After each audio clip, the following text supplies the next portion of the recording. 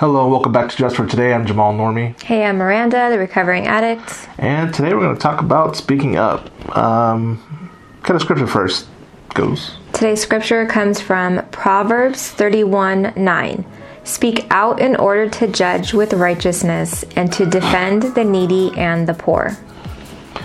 All right. So to me, that's saying speak out for people, those that can't speak up for themselves. Be the voice. Yeah. Which I think is good. But also at the same time, we have learned to speak up for ourselves.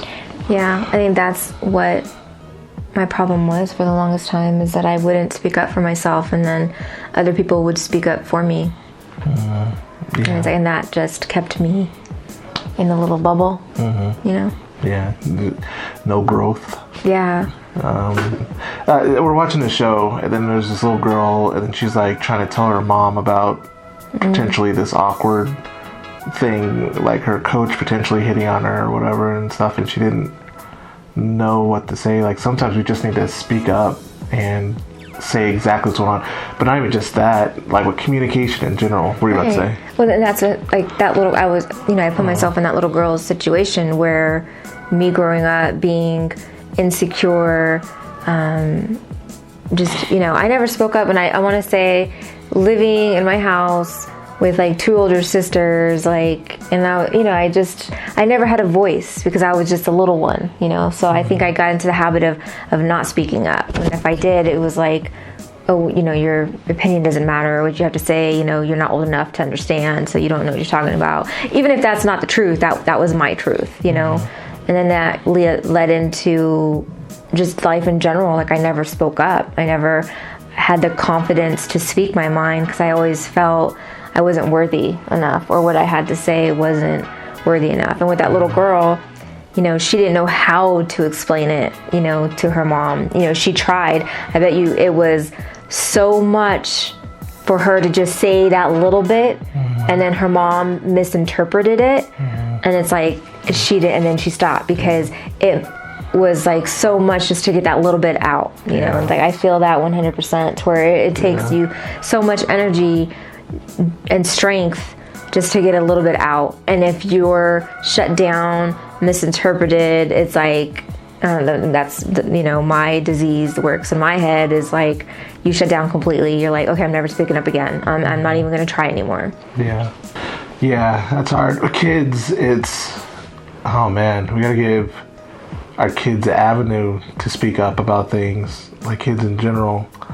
but it's so hard for kids to even still, you give them that avenue, and sometimes they don't want to speak up about things. And then you have the other part too, where they speak too freely.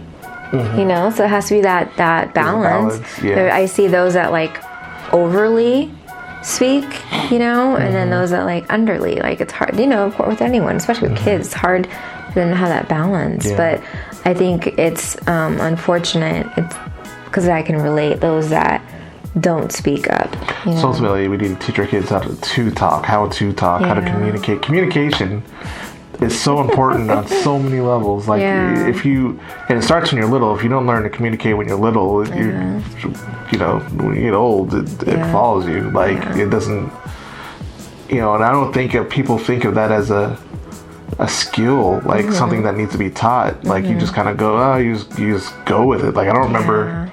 Nobody taught me how to communicate. Yeah. I don't, you're talking about feelings or talking about just speaking up in, work, just, if you don't let things out, it'll fester. It's this magnet, and things will just start attaching to it randomly until you explode. That's what I do. That is the maker of my whole being, is not speaking up. And now sometimes it's to the point where, because I just don't want to deal with the attitude, or I don't want to deal with, what would happen after speaking up. But sometimes there's situations today we're in a meeting and people spoke up and I don't know, and it was in that situation, it was just best not to speak up and just listen. Yeah. Because speaking up would have just caused more issues, you know, like, and I avoid confrontation. I do not like confrontation at all. It's not, so don't say stuff just to be confrontational. Like, you have to, if you're saying something, it should be thought out and getting to the point. Like, there should be a reason why you're speaking up. I'm not saying just talk just to talk. I'm not saying argue just to argue. Like, if you have something to say about something is bothering you, you don't just complain about it. Like, you have to think about why it's bothering you, what can we do to fix it, and so on and so forth. But there's been times, I'm just speaking personally, where and that's why I think I've resulted to the way I am. Because there have been times where it's like, okay, something did bother me, so I do speak up.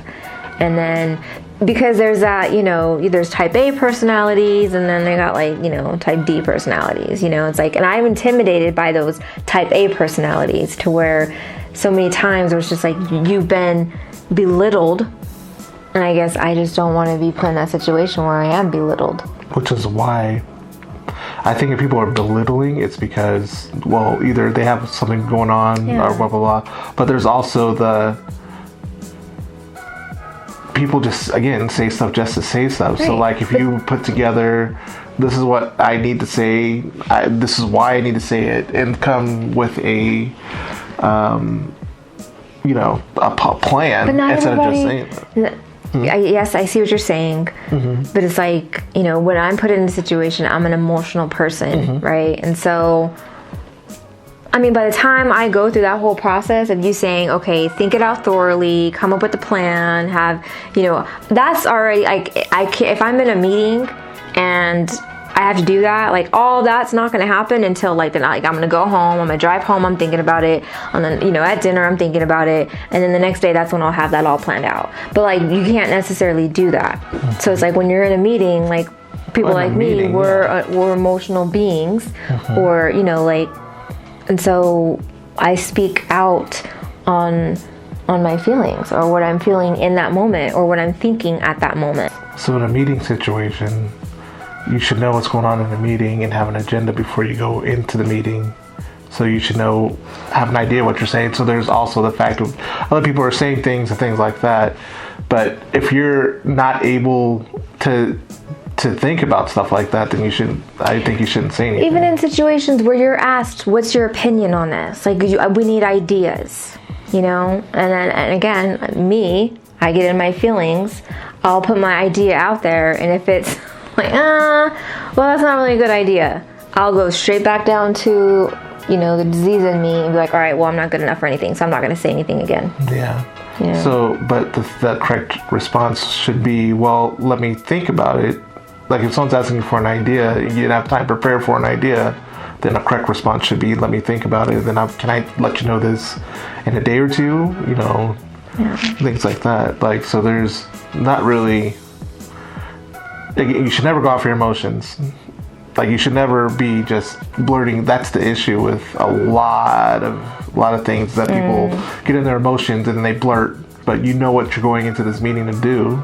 You know what you're, you know, if you have your facts and things like that. If you're not in charge of it, you know, if you're in charge of blah blah blah. Yeah. And if you get called on to ask a question, you say it and then that's it.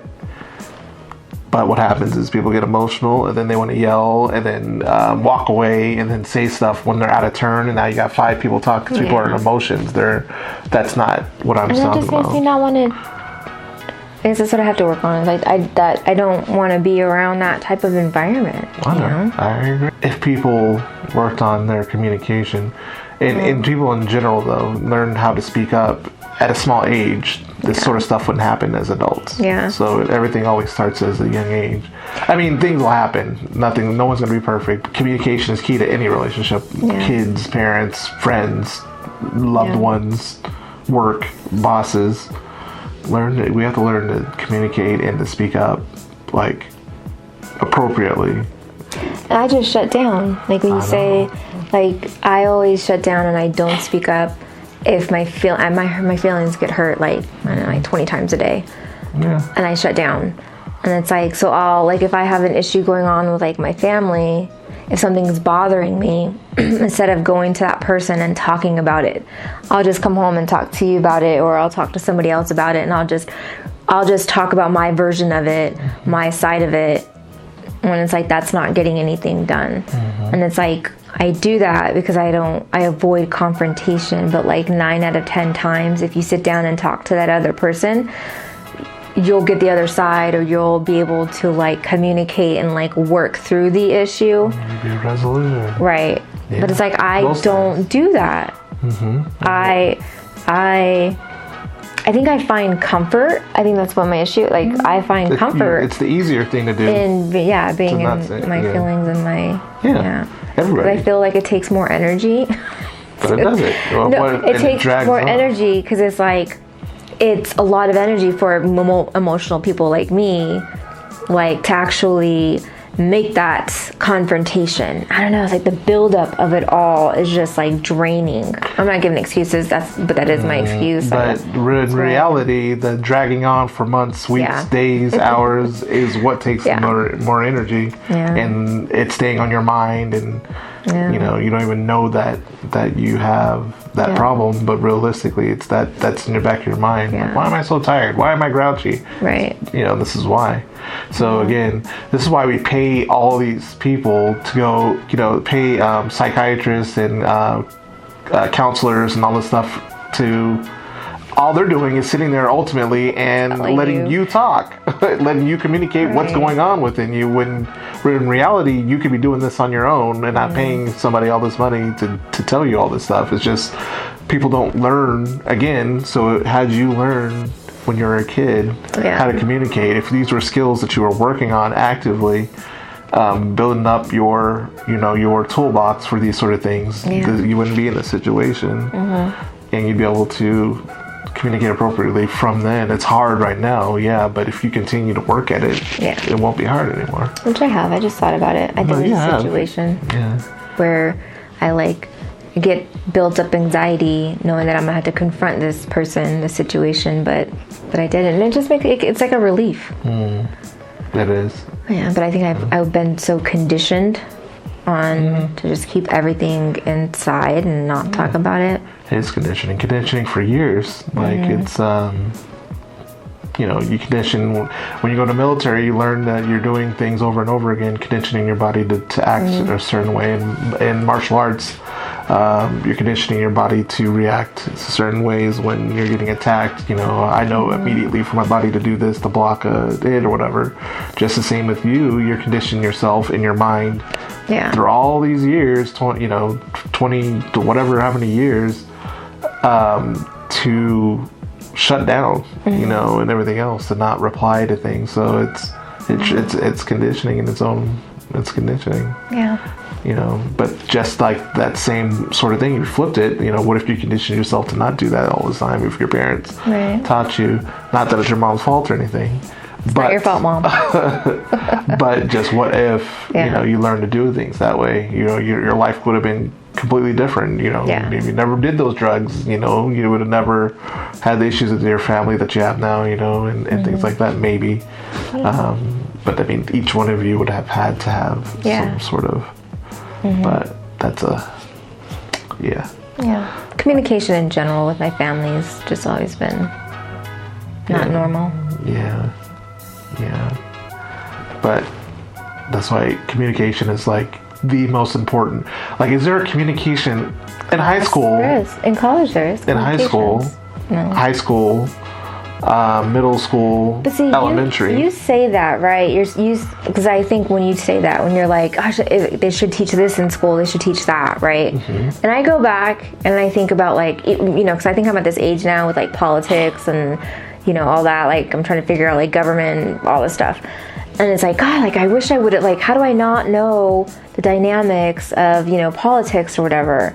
But it's like they do teach that to you. Like there was a government class and I remember them talking about it. There was a government class. But like when you're at that, like there's a certain age, like you retain certain things at a certain maturity level and a certain age. There's like 17-year-olds that can grasp onto this and take it with them. I mean, but I wasn't mentally there. It's not about mentally there, but there's a certain amount of how does this apply to me? Right, but everyone is at different levels. So what might apply to you when you're 12 years old may not have applied to me when I was 12 years old.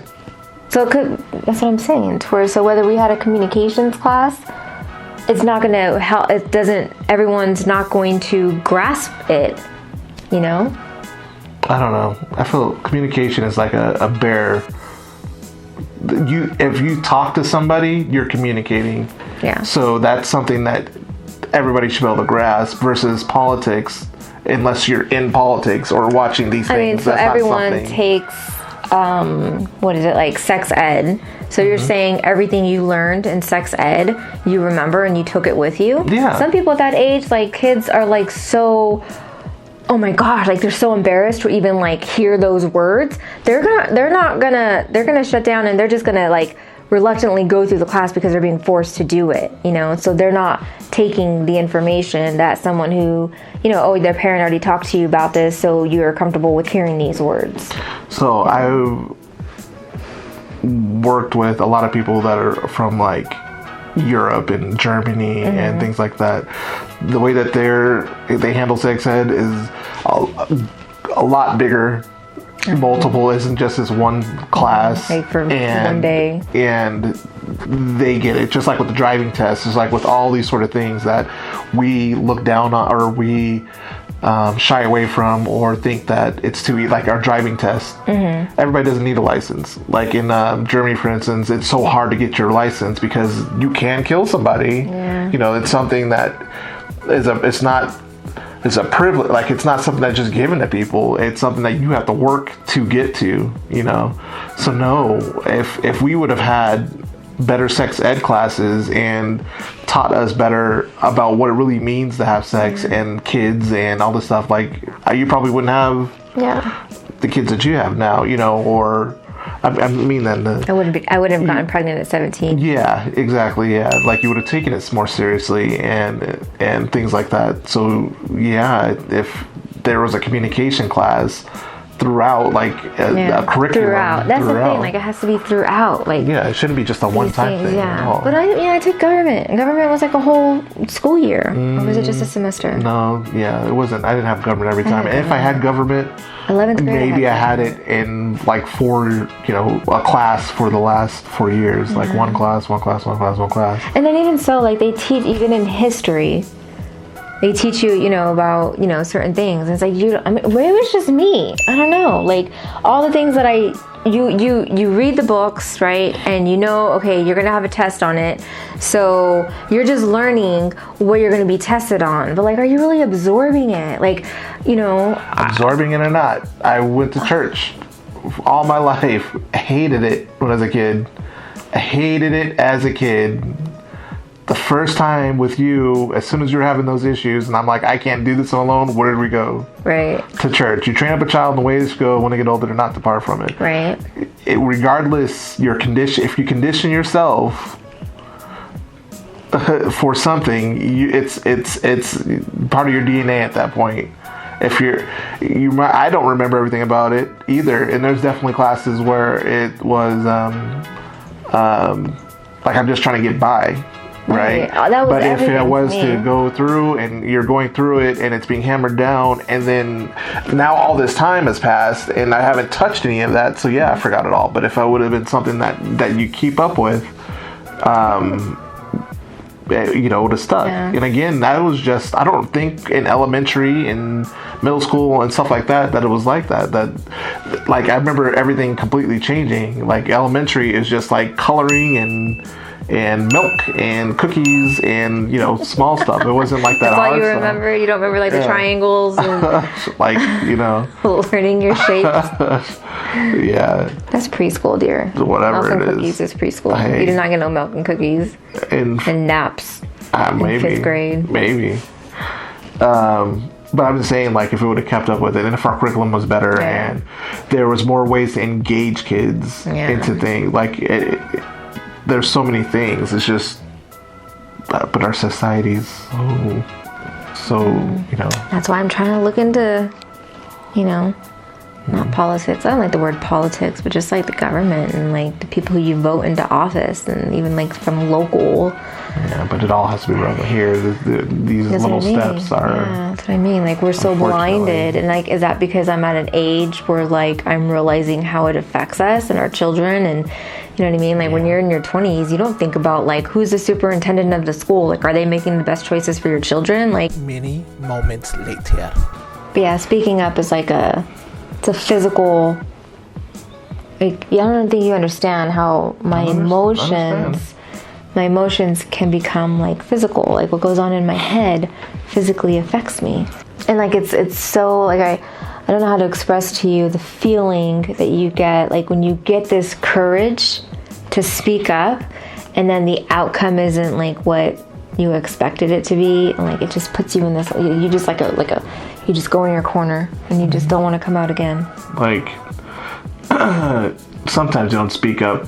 People don't speak up because they don't want to hurt feelings, or they don't want to. I do that all the time. Because there is some sort of conflict and things like that. Like, we can't assume that other side knows what's going on in your head. I do that. Like, you have to communicate. You have to speak up. Otherwise, sit up here and have an argument. I say this, you say that, I say this, you said that, I said this, and now I'm upset. And that happened all in your head. Like, there was no conversation with the other person. There's a conversation in my head. You're already at step 12, and I'm over here at 0. Like, what? Oh my gosh, that's like a real thing. I know. That doesn't make any sense. And, it's not, that's not healthy. It's not good. But we have to learn to speak up correctly. All right, that's all time I have for today. Leave us a comment below. Do you need to learn how to speak up? Is this making any sense to you? Let's have a detailed conversation. Like, share, subscribe, hit the notification bell, do all the things, but most importantly, remember to keep coming back. Stay clean. Bye. It's not that difficult. It's not that difficult. Then find it. If it's not that difficult, show me how not difficult it is. God is saying, it's not my time to find the scripture, it's your time to find That's not what he's saying. What? It's not coming. It's not coming.